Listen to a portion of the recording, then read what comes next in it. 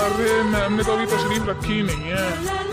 चलो मैं ही तब तक मैम का वेट कर लेता हूँ तशरीफ रखी। अरे यार आज मैडम कहाँ रह गई। चलो तब तक फिर मैं ही अपने शो आजमा लेता हूँ।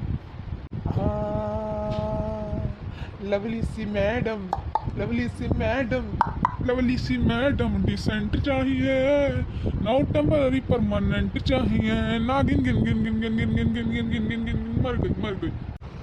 कोरोना से डरो ना, बह की बातें करो ना, जय हो कोरोना से डरो ना, बह की बातें करो ना। लग रहा मैम आ गई, उनका गीत निकल गया आज। उनने लग रहा कहीं मेरे साथ तो नहीं चल रही है। हाथ साबुन से धोना, भीड़ भाड़ से बचो ना। Oh, query, you are here? Oh, actually, I was busy in some work. You must call me, child.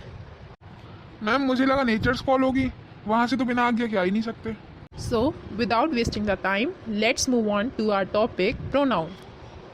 Okay, now tell me, what do you mean by pronoun? Ma'am noun का एडवांस वर्जन प्रोनाउन होता है, जैसे Redmi note 8 pro. Absolutely wrong, query. A pronoun is a word which is used in place of a noun. वह शब्द जो किसी संज्ञा यानी नाउन के स्थान पर प्रयोग किया जाता है उसे सर्वनाम यानी प्रोनाउन कहते हैं. For example he, she, it, etc. For understanding it very well, we can say the word pronoun means for a noun. जो words नाउन के लिए यूज होते हैं उन्हें प्रोनाउन कहते हैं. Okay ma'am. So, let us proceed with the topic kinds of pronoun.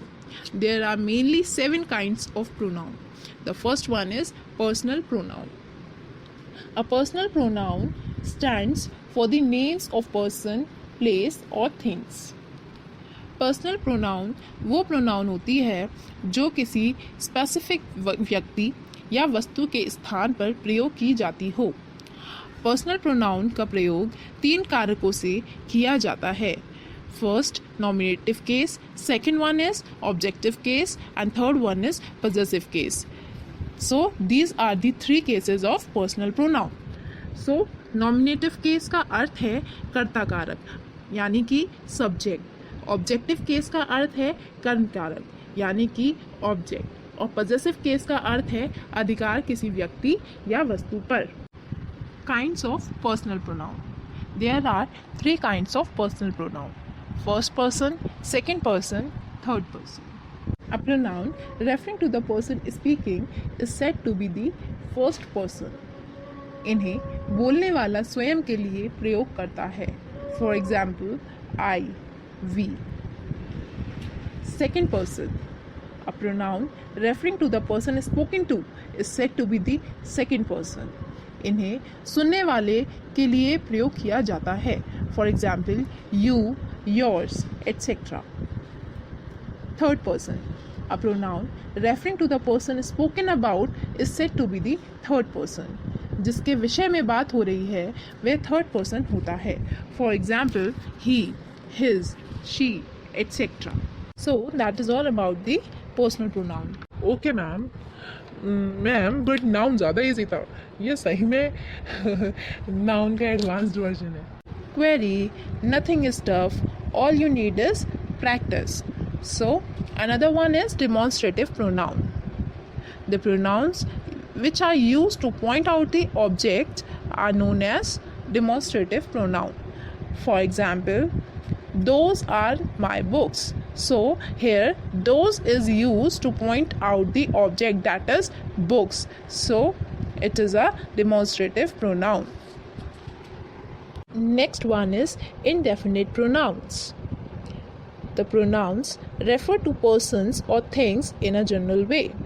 For example, do good to others. Here others is an indefinite pronoun because it is not telling the number of people. Another one is distributive pronoun. Distributive pronoun are used with references to a number of persons or things one at a time. For example, each of the men received a reward. Here, each is the distributive pronoun. Next is interrogative pronouns. Pronouns used for asking questions are called interrogative pronouns. For example, what shall we do now? Ma'am, we should play now. Oh, query, I'm not asking you, child. I'm just giving you an example. Anyways, let's proceed with our another kind of pronoun, that is relative pronoun. Relative pronoun are used to relate or refer to a noun which has gone before. For example, I know that boy who is coming. Here, who is a relative pronoun. Next is reflexive pronouns. Reflexive pronouns are words ending in self or selves that are used when subject and object of a sentence are same. For example, I believe in myself. Here, myself is a reflexive pronoun because subject and object of this sentence are same. And the last one is intensive pronoun. The pronoun used for emphasis with a noun or pronoun are known as emphasizing or intensive pronouns. For example, I myself saw him do it. Here, myself is an intensive pronoun. So, that is all about the today's topic. Okay bye ma'am, अच्छा चलता हूँ, कल फिर आऊँगा मैं. Okay, bye query. Keep learning and keep practicing.